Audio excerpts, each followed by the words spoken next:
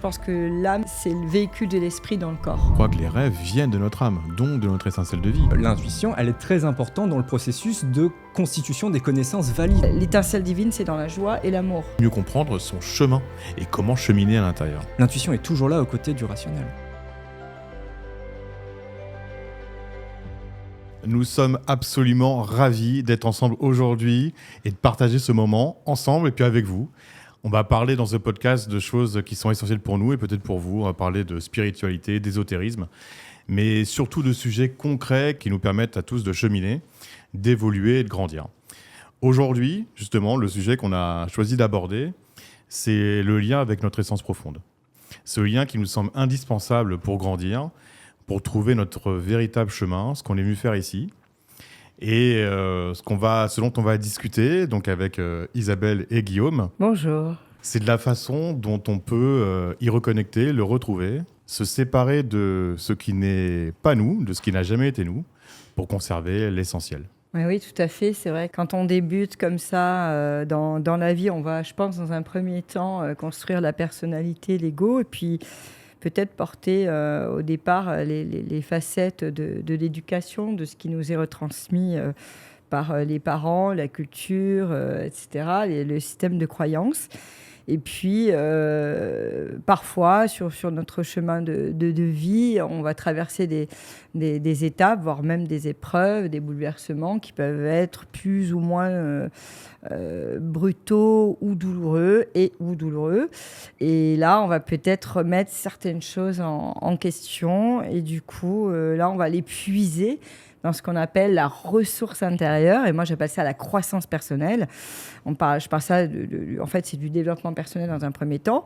Certains vont faire un grand écart en allant chercher dans la spiritualité, dans d'autres choses. D'autres vont aller chercher à travers le sport, les passions, vont aller encore plus fort dans l'ego pour être les meilleurs, etc. Donc, il y a différentes façons d'aller puiser psycho-émotionnellement ce qu'il y a à l'intérieur de nous.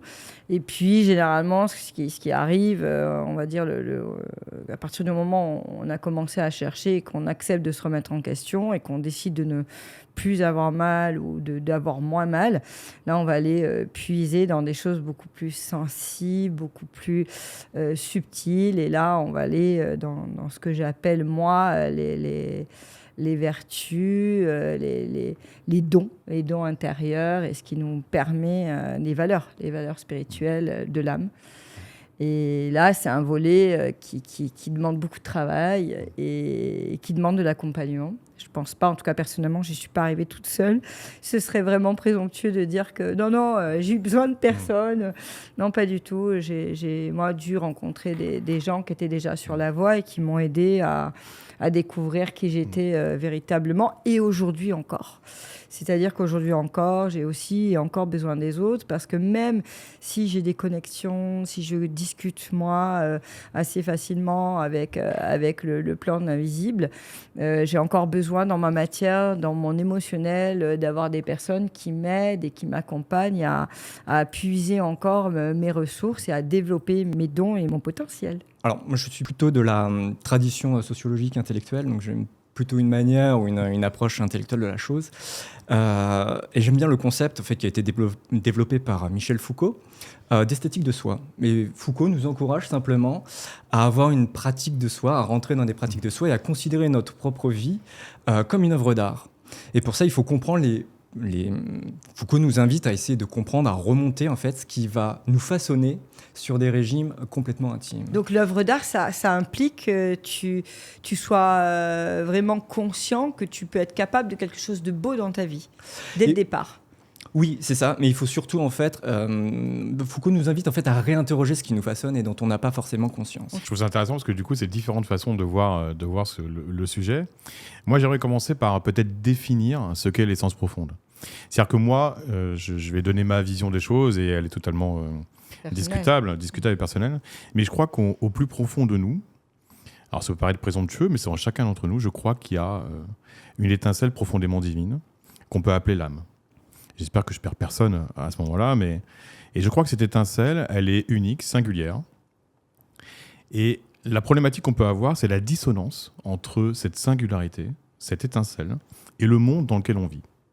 les croyances et les valeurs de notre monde actuel, ou du monde de manière générale, en fonction de nos incarnations, peut empêcher notre étincelle divine de s'exprimer.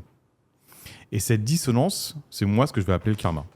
Et donc, pour retrouver cette étincelle, d'après moi, il faut être capable de déblayer certaines valeurs et croyances qui ne nous correspondent pas. Alors, ce qui est hyper intéressant, c'est que dans mon approche, qui est semblable à la tienne, Michael, c'est que moi, je pense que l'âme, c'est le véhicule de l'esprit dans le corps.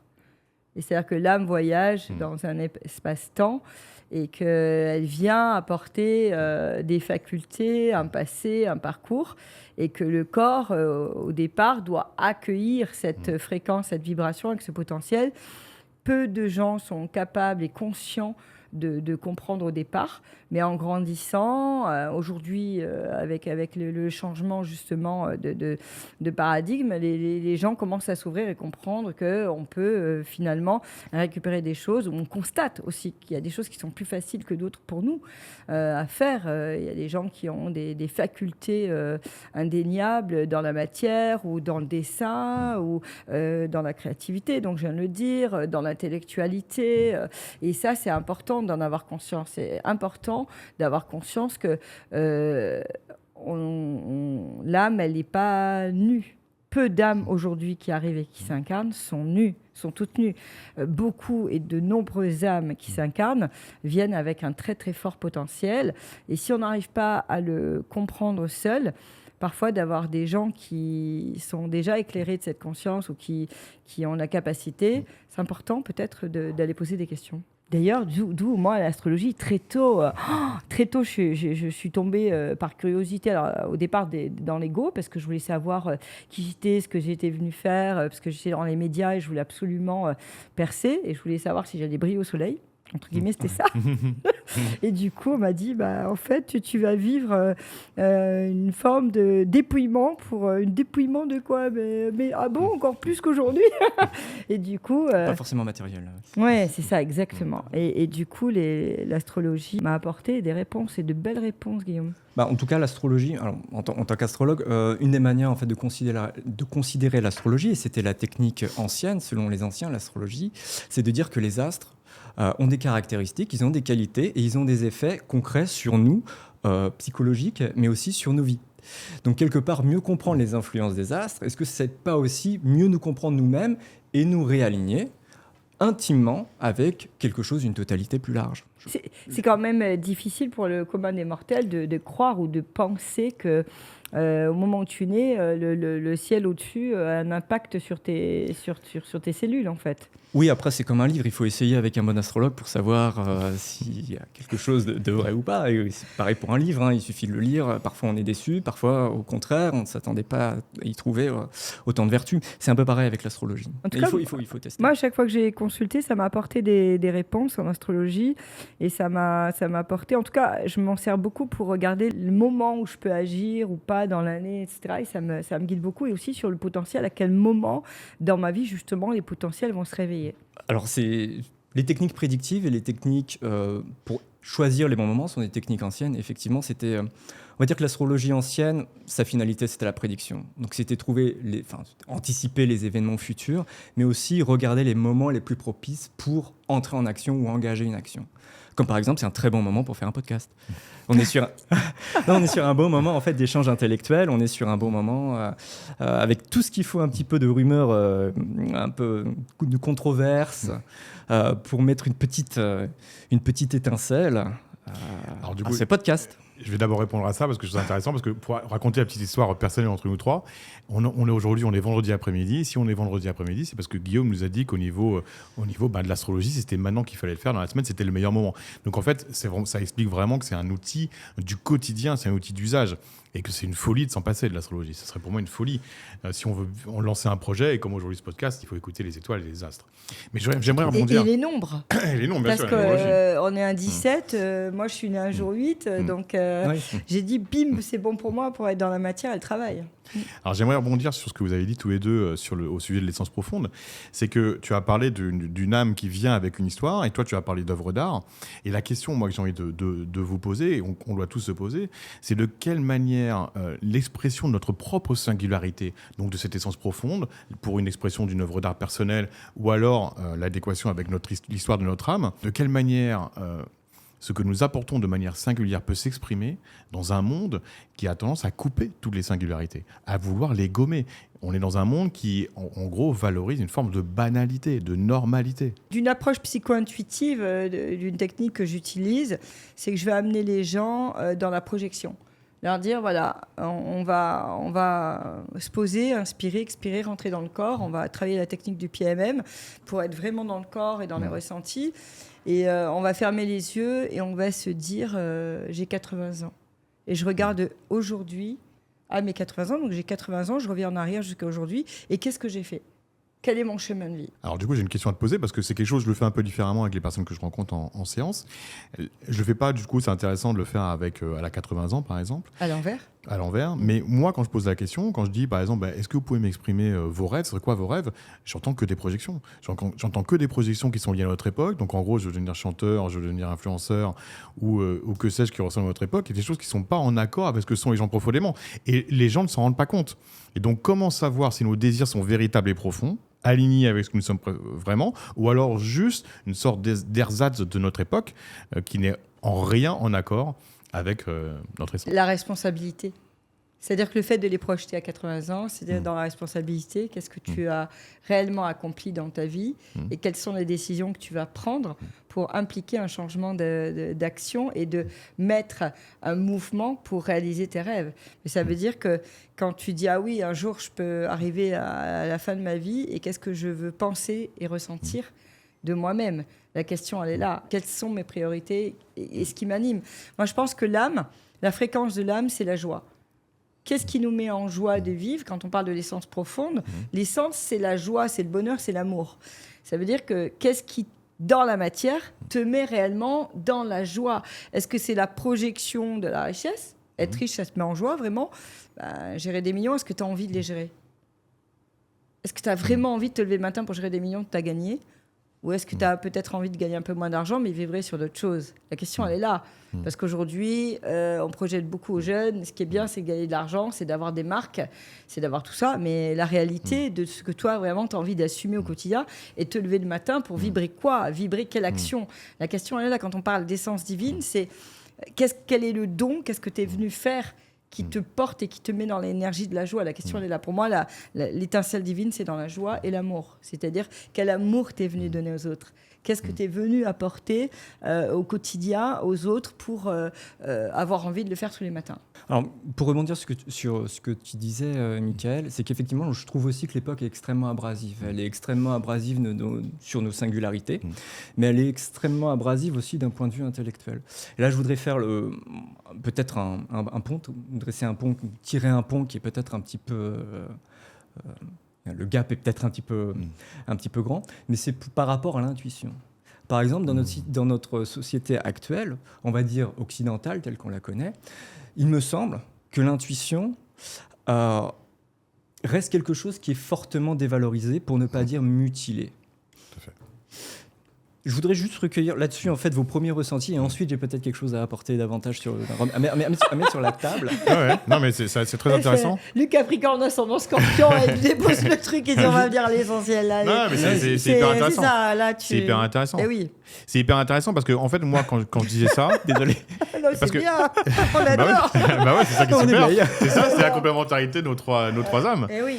Parce que en fait, pour rebondir sur ce que dit Isabelle et sur ce que tu dis, c'est qu'en fait, moi, quand je pose cette question, et à travers ta réponse, c'est comment boycotter le mental. C'est-à-dire qu'en fait, il y a un mental qui a été formaté depuis l'enfance à une recherche de succès, souvent financière ou de couple. C'est réharmoniser, moi. C'est pas boycotter, c'est réharmoniser. Non, mais je comprends. Ouais, Boycotter, c'est parce moi, que, c'est moi qui force le les traits. mental, il a vraiment son rôle important et il faut juste le mettre sur le on ou le off, la version positive de la connexion. En fait, pour moi, c'est pas le boycotter. Je forçais le trait volontairement parce que le mental peut parfois tourner en boucle Bien sur sûr. des valeurs qui sont Bien les sûr. valeurs de notre société, ce qui sont le succès et l'argent. Et du coup, il faut être capable de le mettre en off pour reconnecter à quelque chose de plus profond. Et du coup, derrière, quand on le met en off pour reconnecter à quelque chose de plus profond, on arrive sur ce que tu viens de dire, à savoir la possibilité d'avoir de l'instinct. Et l'instinct, lui, peut être irrationnel. C'est-à-dire qu'il peut être immatériel. Et c'est quelque chose qui n'est pas valorisé par notre époque. C'est-à-dire que si je dis à quelqu'un, j'ai pris cette décision ou je décide d'aller dans ce projet, je n'ai pas d'argument forcément rationnel, mais parce que j'ai une perception qui est corporelle, instinctive, quelque chose me pousse à faire ce pas, à aller dans cette direction. Moi, par exemple, le fait de venir à Dubaï, c'était quelque chose d'immatériel, c'était dans le corps. Je sentais j'avais besoin de fuir. L'intuition, pour moi, ça fait partie vraiment de l'intelligence du cerveau. J'ai sorti le livre pour en parler, mais j'ai écrit 350 pages sur le sujet. Comment y amener, comment le cultiver, comment le développer. Je n'ai pas écrit sur le sujet, j'ai apporté des techniques, mon expérience que mes élèves ont expérimenté. C'est qu'une partie voilà, et je pense que le sujet est bien plus grand, que je n'ai pas été la seule. Il y a beaucoup d'auteurs, de médecins, de scientifiques qui écrivent sur le sujet, et ça va devenir le langage de beaucoup d'âmes, parce que ça fait partie de notre intelligence qu'à un moment donné, ce qui se passe dans le changement, on parle de nouvelle ère, etc., on ne peut plus faire sans cette intelligence que porte l'âme et que porte notre cerveau et notre génétique. J'ai très envie de rebondir, mais je vais laisser Guillaume ce qui est curieux, c'est quand on regarde, en fait, moi, il y a un paradoxe qui me frappe, c'est que généralement, l'intuition, elle est reléguée à quelque chose un peu subjectif, de quelque chose qui est très loin de la certitude, quelque chose de flou, quelque chose dont il faut se départir quasiment parce que ça n'apporte strictement rien sur un point de vue commercial, technique, financier. Scientifique d'un point de vue, ça n'a pas été encore c'est fait parce qu'en Suisse, aux États-Unis, dans de hautes sphères, et j'en parle dans le livre, on a quand même testé, même sur le plan des armées, des capacités. C'est toujours des approches psychologisantes qui sont vraiment dans la technique cognitive et qui sont pas dans l'immatériel intellectuel. Vrai. C'est aussi l'intuition, elle est aussi souvent ravalée à une forme d'expérience. Ce qui est assez intéressant, c'est de regarder que dans l'histoire en fait de la pensée, pour prendre un mot un petit peu valise, l'intuition, elle a fait partie en fait intégrante du processus de pensée des plus grands penseurs. On peut partir de Plotin et remonter jusqu'à Gödel. On voit que l'intuition et la raison, généralement, elles sont au moins complices. Einstein en parlait. Alors, c'est-à-dire que l'intuition, elle est très importante dans le processus de constitution des connaissances valides, c'est-à-dire celles qui ont une certaine certitude. Et pourtant, on se retrouve actuellement dans une société où quasiment cette même intuition, elle est littéralement... j'ai pas envie de dire mutilée, parce que c'est quasiment nous qui nous mutilons, et peut-être qu'en fait, on peut rebondir sur ce que c'est... Enfin, est-ce que ça n'a pas une influence directe sur ce que nous sommes profondément, c'est-à-dire des êtres aussi intuitifs? Moi, je vais dire, je pense que en fait, nous sommes des êtres extrêmement limités. Nous sommes des êtres extrêmement limités. On est limité par une boîte crânienne, qui a un début et une fin. On va valoriser uniquement ce qui en émane, l'intellectuel. Alors qu'au-delà de cette boîte crânienne, rationnelle, au-delà de cette boîte crânienne, il y a une information, et bien plus encore, qui est immense et qui nous dépasse. Et là, du coup, on devient illimité et qu'on peut aller capter. Exactement, qu'on peut aller capter. Et qui est illimité. Qui s'apprend. Et qui est illimité.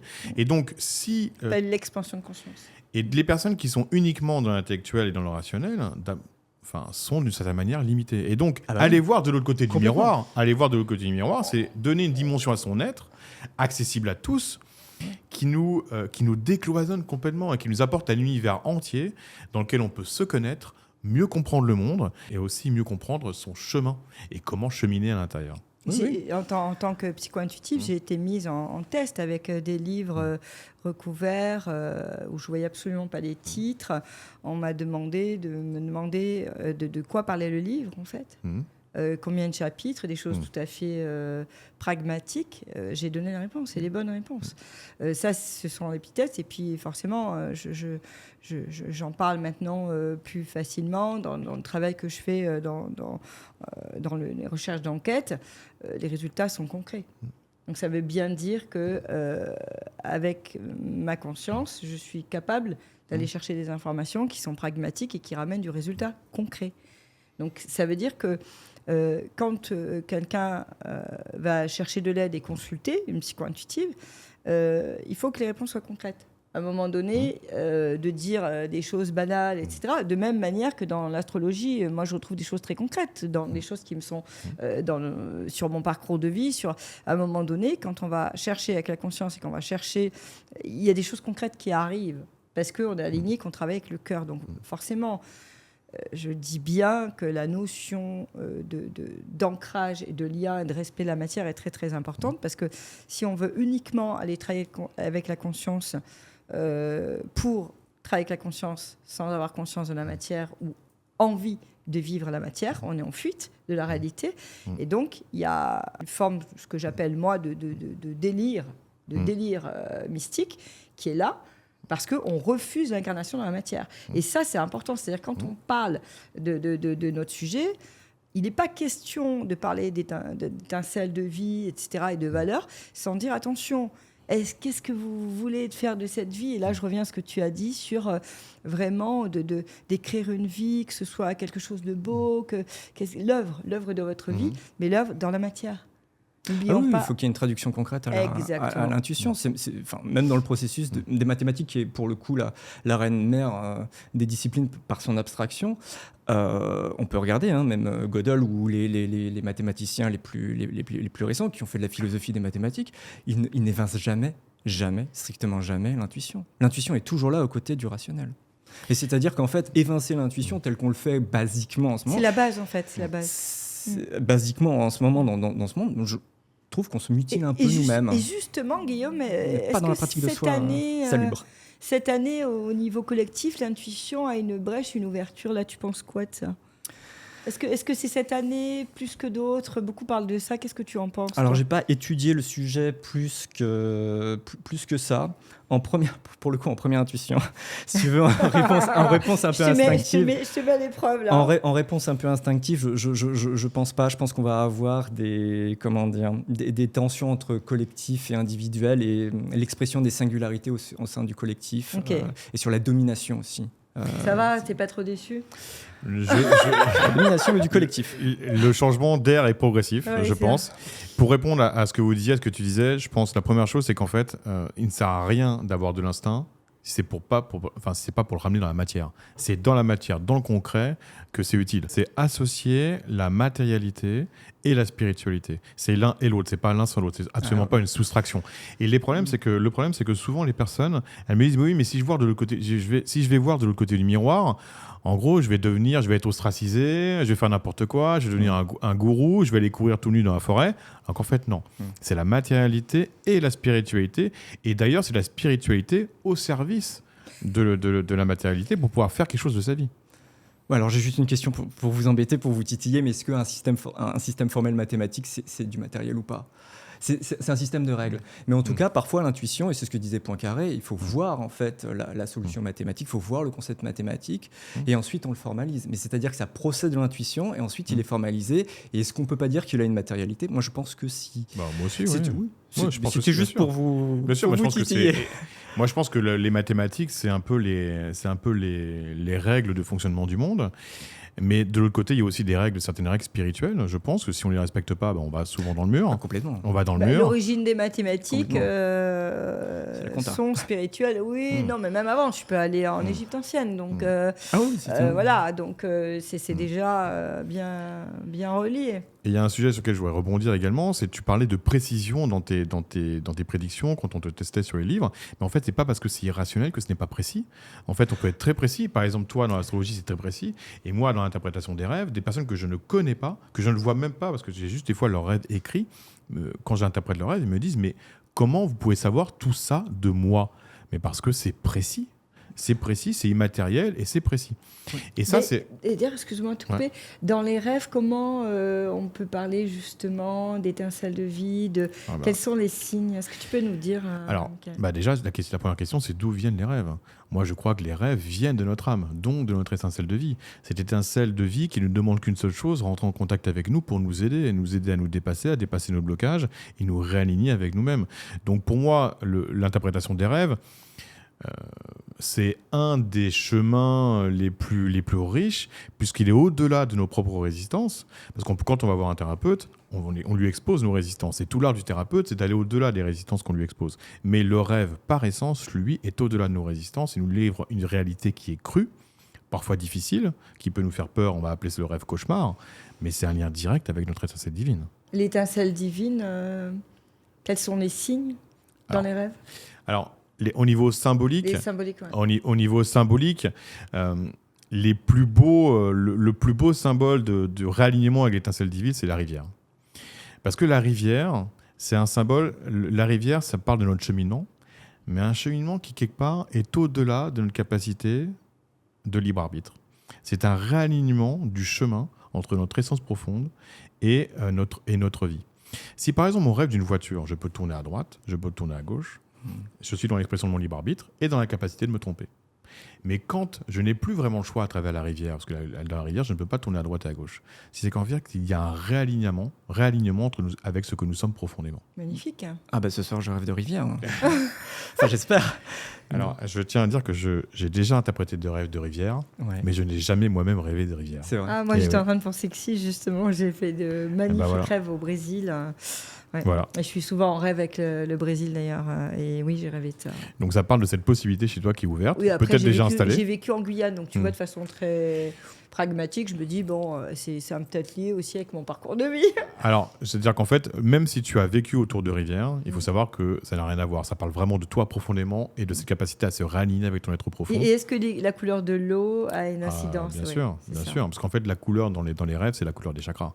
Donc ça ne m'étonnerait pas, par exemple, la dernière fois, tu m'as raconté un rêve où tu l'as habillé en violet, c'est la connexion à ton chakra coronal. Donc en fait, les rêves, c'est véritablement ça. Et d'ailleurs, tu as rêvé également de blanc. Le blanc, c'est pas vraiment une couleur, c'est la lumière, mais ça veut dire qu'il y a une autre couleur qui attend pour émerger. Ouais, superbe. Non, c'est intéressant. Tout donne des indications. Alors, les gens me demandent souvent à quel moment l'intuition, on sait que l'intuition entre en jeu dans notre parcours de vie pour avancer un peu dans le sujet encore un peu plus profondément. L'intuition, quand elle nous traverse, ça peut être physique aussi.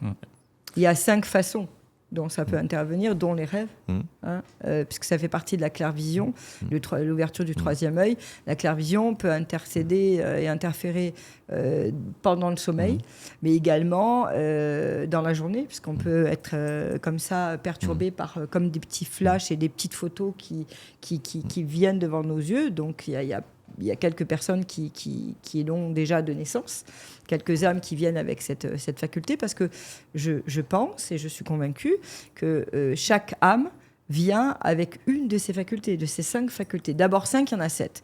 Mais dans mon livre, je parle que de 5, les 5 premières. Et donc la clairvision, les flashs qui peuvent apparaître la nuit, ouverture du troisième œil, ou dans la journée, ou en méditation.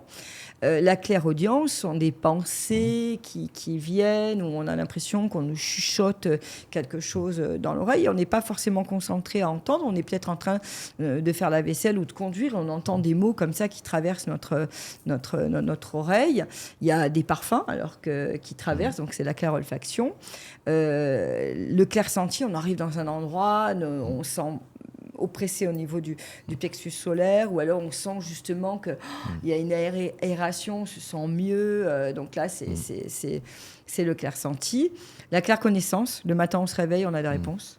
On s'est posé des questions avant de dormir, et puis dans le matin, on dit je vais faire comme ça, comme ça, comme ça. Donc ça veut dire que la nuit, il s'est passé des choses, on est venu nous aider à nous réaligner. Moi, j'utilise beaucoup la clair-connaissance. La nuit, avant de dormir, je demande, et le matin, généralement, je suis réalignée. Donc ça ne fonctionne pas parce qu'on ne demande pas. Pourquoi l'intuition ne fonctionne pas? Parce qu'on n'y croit pas, parce qu'on ne demande pas. À partir du moment où on va demander... Alors j'avais posé la question, mais tu as déjà répondu, c'est qu'en fait on peut tous, parce que c'est une question un peu profane, volontairement pour les personnes qui nous écoutent, mais tout le monde peut connecter. Je suis convaincue que les âmes qui viennent avec une intention positive, parce qu'il y a toujours l'intention positive ou négative. Pourquoi je vais utiliser l'intuition, la responsabilité pour moi et les autres? Si tu veux utiliser l'intuition pour aller plus vite et écraser les autres, tu vas pas être lié à de bonnes énergies. Donc tu pourras aller vite dans la matière, dans un temps, mais la finalité, à un moment donné, elle sera pas, en tout cas pas dans le changement dans lequel on va. C'est-à-dire que le changement, il est collectif aujourd'hui. C'est-à-dire que si tu veux être relié à ton intuition pour être sur le collectif, là, bien sûr, réalisation personnelle et collective, parce qu'on parle bien de la réalisation personnelle pour mettre au service du collectif. Là, aujourd'hui, tu vas avoir un tapis rouge. Si tu veux uniquement développer ton intuition pour une intention personnelle et dominer les autres, tu vas prendre une autre voie. Pour moi, c'est clair, net et définitif. Moi, j'ai une question. Est-ce que dans l'astrologie, on peut voir si un thème astral est plus propice à l'utilisation de ces perceptions?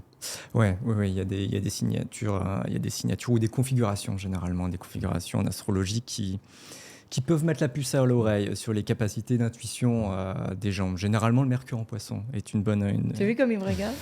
Parce que tu as Mercure en Poisson. Oui, je sais.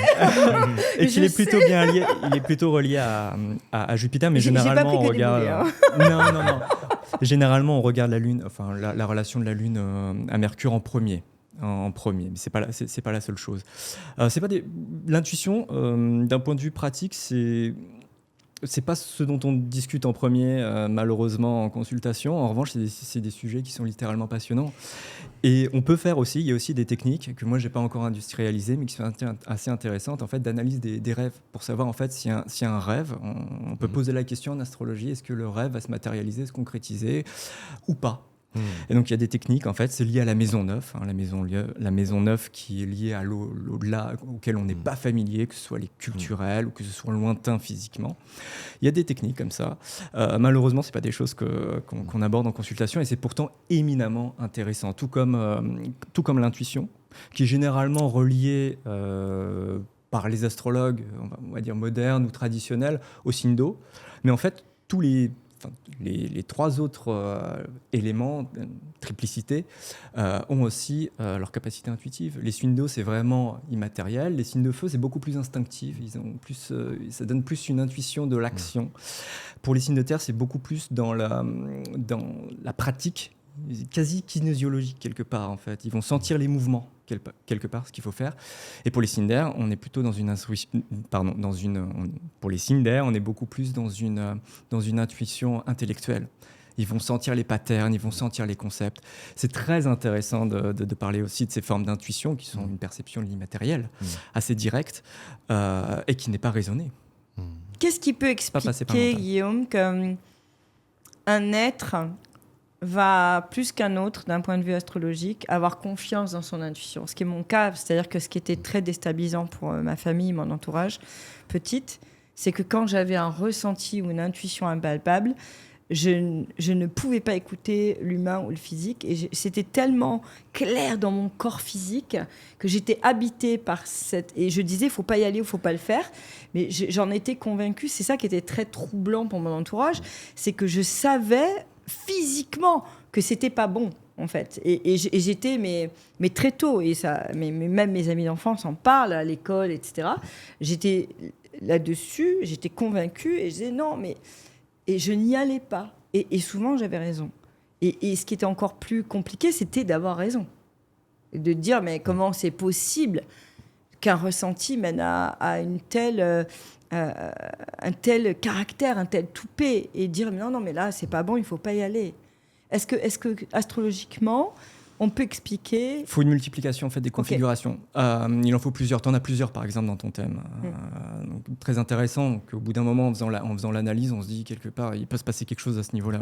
Et donc, ça peut arriver aussi à un moment, dans un virage, parce que moi, les gens viennent nous rencontrer, que ce soit pour Michael ou pour moi, à un moment donné où ils ont des rêves, ils n'arrivent plus à les gérer, ils se posent des questions, pourquoi je rêve autant, ou je fais tant de cauchemars, et moi, pourquoi j'ai tant de ressentis. Donc, pareil, à un moment donné, à 30 ou à 40 ans, où ils sont envahis par ça, en fait, par leur intuition. On peut regarder sur des techniques prédictives, ouais. Mais généralement, en fait, le thème de naissance, en fait, donne la promesse natale, et les planètes, en fait, expriment leur message tout au long de la vie. Ça a été ton cas, Michael, où à un moment donné, tu étais bien à la matière, et à un moment donné, pouf, c'est remonté. Cette intuition, elle t'a, comme on dit, pété au visage. Très intuitif comme thème aussi. Oui, mais alors moi, c'était. Je pense que tu parles peut-être de mon burn-out il y a 10 ans, mais moi, j'étais uniquement matérialiste. Oui. C'est-à-dire qu'en fait, moi, je trouve. Du coup, c'est C'est intéressant. ça qui est intéressant, parce que moi, je ne l'étais pas. Mais j'ai dû devenir matérialiste. Mais je ne l'étais pas du tout. Donc là, on est quand même deux personnalités complètement opposées, où j'ai dû vraiment mettre les pieds dans la matière, et toi, ça a été l'opposé. Donc c'est ça qui est intéressant. Et je trouve que c'est très intéressant par rapport au sujet de me lancer là-dessus, parce que justement, c'est ce dont je voulais parler. C'est qu'en fait, si tu veux.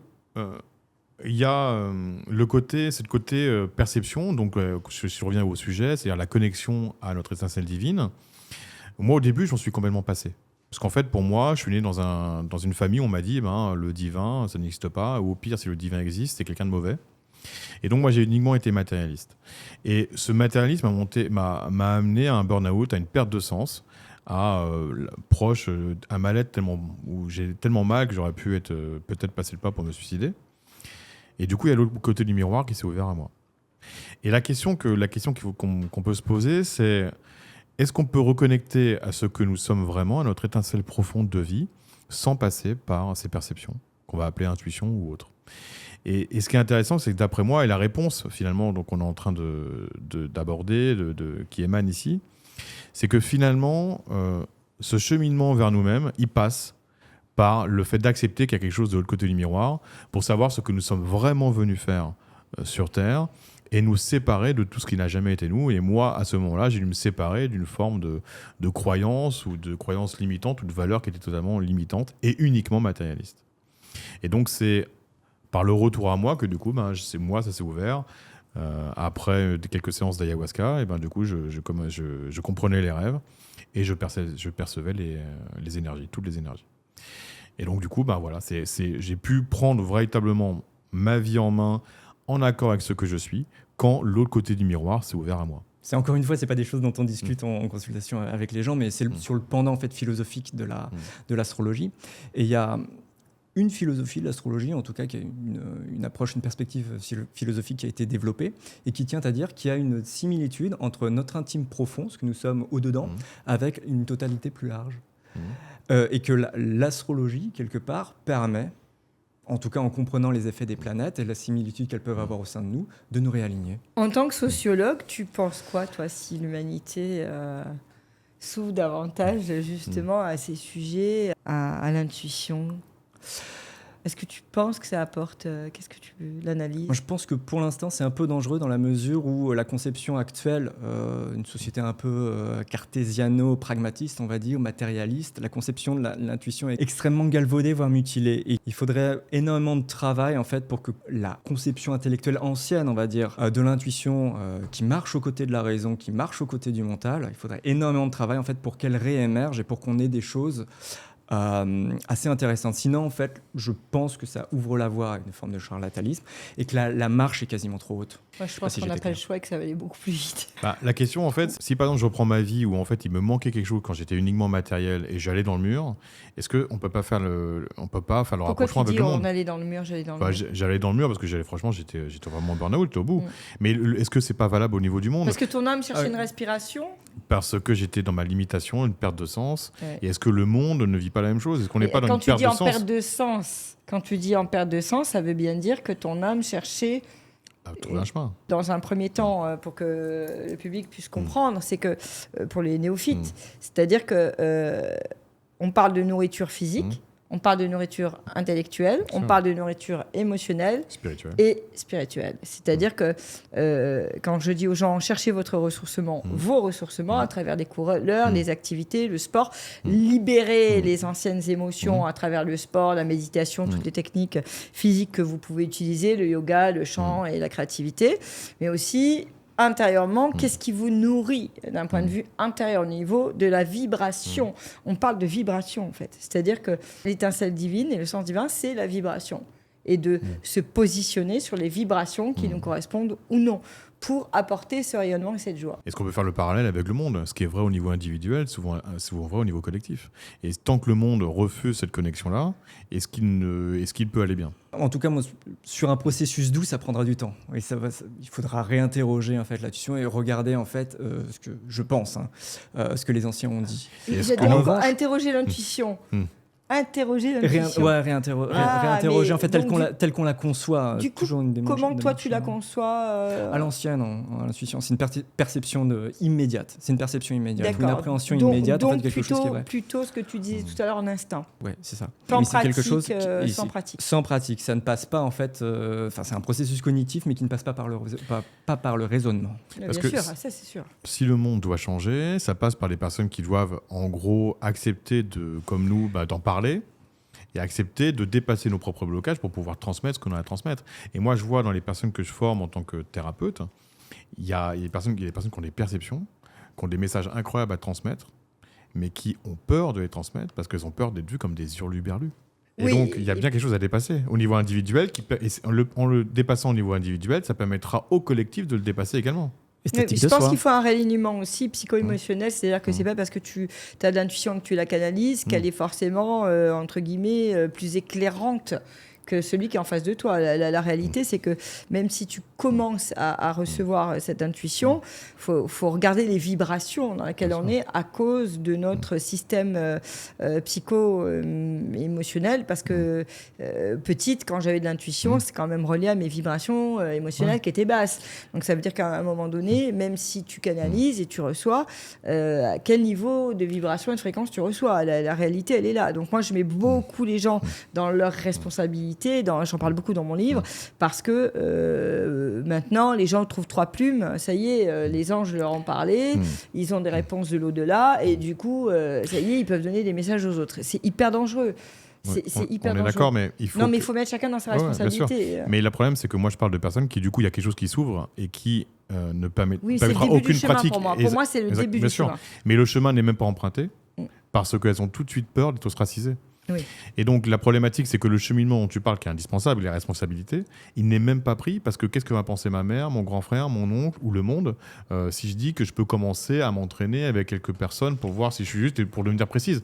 Parce qu'il faut apprendre à devenir précis, apprendre à endosser cette responsabilité.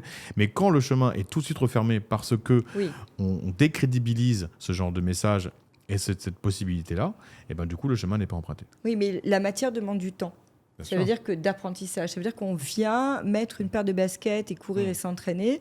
Tout champion olympique nous expliquera que même s'il a une paire de baskets qui vaut très très cher et qui bénéficie d'une très grande technologie, il faut qu'il aille courir sur le terrain. Là, c'est pareil. Imagine que le monde dise courir sur le terrain, c'est mal. Parce que moi, c'est ça le problème. J'ai compris. J'ai compris, je suis confrontée à ça aussi dans les coachings. Mais la réalité aussi, c'est de mettre chacun dans sa responsabilité en disant, même si vous vous ouvrez avec l'intuition, ça demande du travail sur vous, de l'intégration et de la pratique. Oui, d'accord.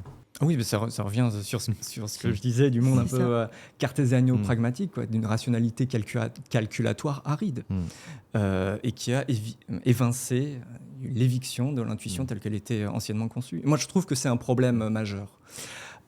Et pour qu'elle revienne, il y a un processus doux que j'essaie de décrire et qui, à mon avis, en fait, ne peut se faire qu'over the long run, over the long run, petit à petit, ou sinon des processus. À mon avis, je pense qu'individuellement, c'est ce qu'ont vécu tes amis, mais ce que les sociétés peuvent venir, c'est des coups un peu plus durs. Et à ce moment-là, il faut assez vite se réaligner, se réajuster. Des prises de conscience, des coups durs. N'enseigne que ce que l'on est, parce que l'on sait. Exactement. C'est la différence entre je suis et je sais. C'est-à-dire que quand tu accompagnes l'autre, tu accompagnes à travers une fréquence et ce que tu es. Tu peux accompagner à partir du moment où tu es passé par certaines étapes pour accompagner l'autre à se déverrouiller. Si tu l'as lu dans des livres ou tu l'as lu ou regardé sur YouTube, tu n'as pas pratiqué. Tu peux aider à accompagner quand tu as pratiqué et que tu es passé par certaines zones d'inconfort. Donc c'est là la différence entre le teacher et là, et qui voilà, il y a le savoir. la connaissance, et de la connaissance, après, on va au don, vraiment au talent. Donc, entre le savoir et la connaissance, c'est la pratique du savoir. Et le don vient à travers l'intégration. Donc, c'est ce que j'explique aux gens. C'est important que vous compreniez qu'il faut y aller étape par étape, vous responsabiliser et vraiment y aller de façon honnête et authentique. Entrer dans une esthétique de vous-même, en fait. Considérez votre vie, en fait. Traitez-la, en fait, comme une œuvre d'art. Le Capricorne. Ouais, avec une lune en balance aussi. Foucault était balance. C'était un balance, Foucault. C'est vrai, l'esthétique de soi-même. Ouais, l'esthétique de soi. Ouais. Réinterrogez, amenez-vous à penser. Comment est-ce que la société vous a amené à penser les choses ? La remise en question, c'est-à-dire que remettez vraiment... l'intuition. La remise en question. Faites de l'astrologie. Interprétez vos rêves. La remise en question, l'acceptation de notre limitation, accepter quelque chose de l'autre côté du miroir qui demande à nous aider, que c'est cette étincelle divine qui est là pour nous et qui demande à nous renseigner, à nous informer, et pratiquer l'intuition et qu'il y a un beau cheminement derrière, au-delà de nos propres freins et de nos limitations et de nos blocages.